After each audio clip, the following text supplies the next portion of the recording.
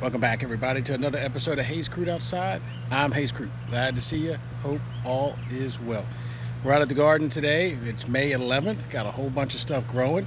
I'm going to take a quick tour of what we got, what we're doing, and where we're going. I'm not an expert in gardening, so if you have any tips or tricks to help this stuff grow, please let me know. Put it in the comments below. Again, glad to see you. Hope all is well. Let's get on it. So these are the cuttings from last year. I don't know if you guys remember it, but these are just little teeny sticks and they're growing up nice. These are the mulberries, and it's actually, they're in blooming right now and producing fruit on the bigger ones. These are just getting started. I figure another year or two and these will be good to go. Gonna put these out at the farm where we do some turkey hunting and lots of deer, and these will produce food that the turkeys like. And this is kind of how I got them started last year. Oop, there we go, one fell over. Gotta watch how I do that. All right, but as you can see, starting to get some root growth in here. Mixture of sand and compost and potting soil. Doing all right. Started these earlier this year, and the reason why I put them in there is to, it gets a little bit too hot out in the full sun, keeps them damp, keeps them growing. And as you can see in here, we've got potatoes. I just basically had some potatoes that were growing in the shed, just because I kept them there too long, didn't eat them enough. So we got potatoes. And then we also have beans, bush beans. Idea is they're a good companion plant. The bush beans are adding nitrogen back into the soil, and potatoes are heavy feeders. So this also got a lot of mulch, pine straw, old wood chips from a buddy's of mine tree that got cut down. Now I let them cook a little bit before I put them in there. As you can see, everything's growing pretty well. Get some shade here, so the back plants I don't think are going to grow as well as the front. But so far so good. That's my persimmon tree. I got a persimmon tree from Rain Tree Nursery. That's another one. Basically bare root, and I'm going to grow them here before I transplant them to the farm. Again, mulberry. We've got some pepper plants that I've put in here, some weird pepper. Got them from the seed tray. Put some more bush beans down here. And as you can see, starting to pop out. Again, adding some nitrogen to the soil with the bush beans. They grow really well and we can freeze them. So we're going to have a ton of bush beans this year. Again, my wife loves them, and it really adds nutrients back to the soil. And I want to be as much of an organic farmer as I can. Over here, I'd actually dug holes with a post hole digger and dumped all my kitchen scraps in underneath the ground. So I'm curious to see how that will affect the pepper plants, because again, I got the pepper plants on top of some of that kitchen scraps. I've got dried figs in there, avocado seeds and the skins, because I like a lot of avocado, eggshells, all that good stuff. Anything that can be put back into the soil and not in a landfill is what we're doing. Eventually we're going to get some cantaloupe and pickling cucumbers here, trellised over this. And again, we got some lettuce growing. Weird spring, very cold winter, cold January versus February. And again, these are different types of peppers growing in different mediums. This is Cocoa Core. This one is Grow M, and this is Jumping Frog. Different price points. Now this one apparently has done better than all the others. Little bit unscientific, because we had them growing in the little building right there, and a little bit different rates of sunshine depending on where you put them in there. But again, Cocoa Core seem to do pretty well. It's triple in size. And these are just, what types are these? Tam Ola hot peppers. And then these are going to be some more cucumbers, just seeing how that goes in there. This particular tray I didn't really like so much because it doesn't let the water out at the bottom, so it stays really wet. But that's where those came from. And we got, obviously we got some nice strawberries starting to come in here. They've been going all year. Delicious right off the vine. Tempting to propagate a few more in there. I can technically just let it pop into the ground and it'll grow, but I want to take some out to the farm and get more of the mulberry trees or bushes that they're going to turn into that. A couple of things that I'm applying a month ago and now: liquid copper fungicide, Southern Ag, one of my favorite products for my peach trees and fruit trees out at the farm. I got to get it early and often. And then here's the Biomint iron. I love iron. My thought process is on iron: the greener the leaves, the more food it's going to produce. So I follow the label instructions. I don't do too little, too much. And again, I'm starting to put it on my plants in general. Of course, this is obviously corn. Now that it's popped up a little bit, I'm going to put some snow peas in here, companion planting. The snow peas will grow up along the edges.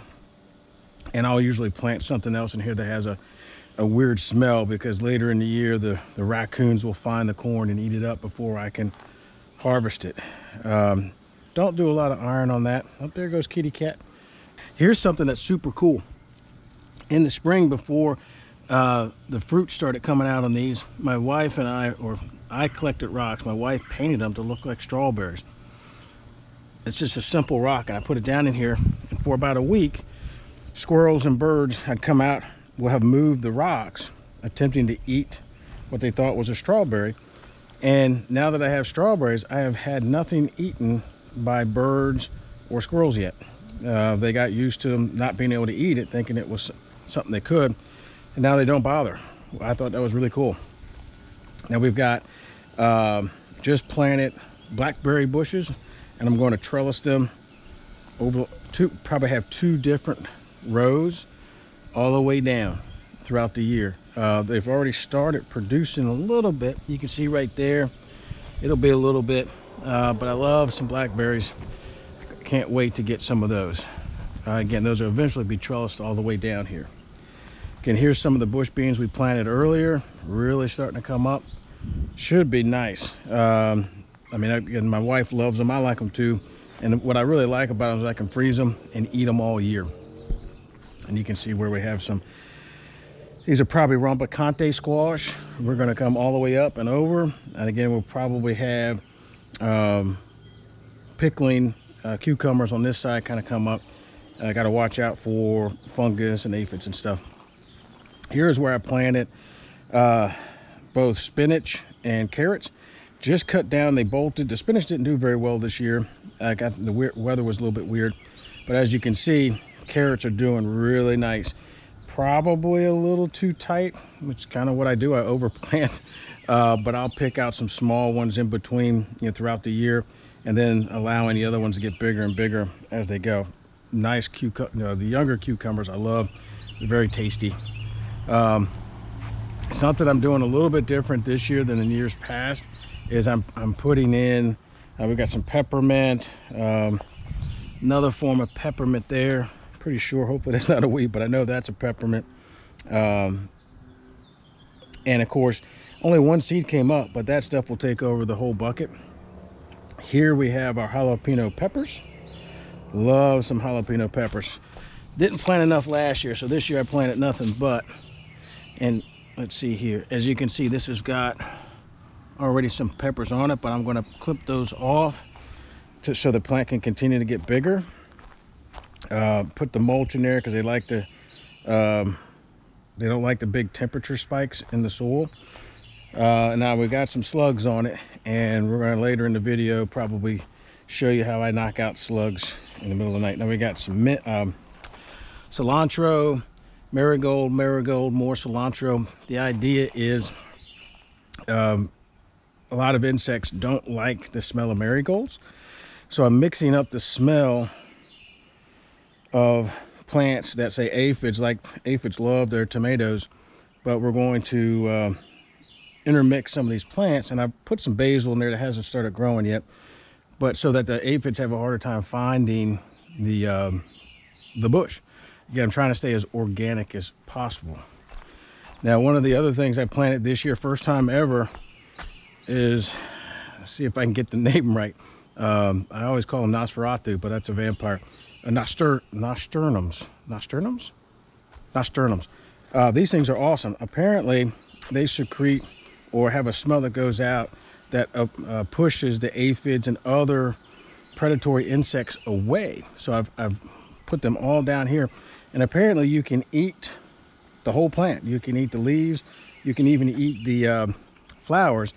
Haven't been able to bring myself to do it because they don't look like something I would normally eat, but they're pretty cool and they're growing great. I mean, you put them in a cup of water for 24 hours and then plant them, and they're just taking over, which is pretty cool. But we'll see how well they work. Again, they're all the way over here, but again, I've got some other plants on this side. Now here we have some peas. My wife loves the peas. Haven't come up as well as I was hoping they would, so we're probably going to put some more in here. Put them up against the wire here, and of course we've got the watering soaker hose down there when we need to, and it actually connects to the drum down there. And again, we've got more of the bush beans coming in. As you can see, nice flowers. These things are going to be producing really well. And one of my favorite trees, and this comes again over from my neighbors, is the mulberry tree. So what we're going to do is obviously get some mulberries. Don't eat the white ones. They are a little poisonous, and when they're nice and ripe, they will just fall right off of the tree. Yep. Now, you got to be careful with these. I recommend gloves, because you'll get, they will stain your fingers and anything they get on. See, that one just fell off. This one's not, so I'm not going to take it off. As you can see, it definitely stains the fingers. All right. Oh, there's a nice one.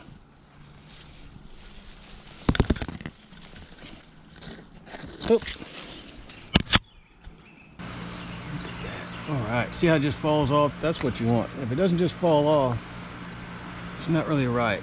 And I've seen a lot of people just go out to the woods on the big trees, shake the tree with a tarp underneath it, and just get all the ones that fall off into the tarp, and wait, come back every so often, shake the tree and get the ones that are good to go. And of course, bears will eat these, deer will eat these, get wild turkeys, and really just about everything. I mean, they're edible. And again, so easy to grow. I do like the easy button. Once they've gotten started, basically set and forget it. Not a lot of pest problems. You can see all the stuff on the ground. That's what the wildlife will eat. I still got more T-post. Okay. So once they get rooted, we're going to put them, space them out around to help get that scent around. Jalapeno poppers are delicious. And of course, we've got the tomatoes. You've seen those before. These are the little baby ones. Those things are delicious. Different varieties. Better Boy, beefsteak, stuff like that. I normally take off the small tomatoes this time of year, so the plant can focus on getting bigger. And as you can see, I've taken off the branches that are near the limbs, near the ground, so fungus doesn't get up on them. Terrible problem with Virginia buttonweed. Have to pull that from time to time. Volunteers from last year. I should just pull them up and put them in pots, but I've got enough. Well, that's pretty much it for today, guys and gals. This is May 11th. We'll do another one next month so you can see how far we've progressed. But yeah, that's it, guys and gals. Appreciate your time. Please like and subscribe. If you got any tips and tricks for how to improve what we're doing out here. See, this is the only problem. If I don't put them down far enough in the soil, they kind of fall over when they get big. But it seems to be doing okay. I might push that up a little bit. But in any case, just hit them with some iron. So we'll check back next month to see how the iron's done and see how the romaine lettuce is doing, so on and so forth. But again, Please like and subscribe. Thanks for watching. Hayes Crude Outside. See you next time.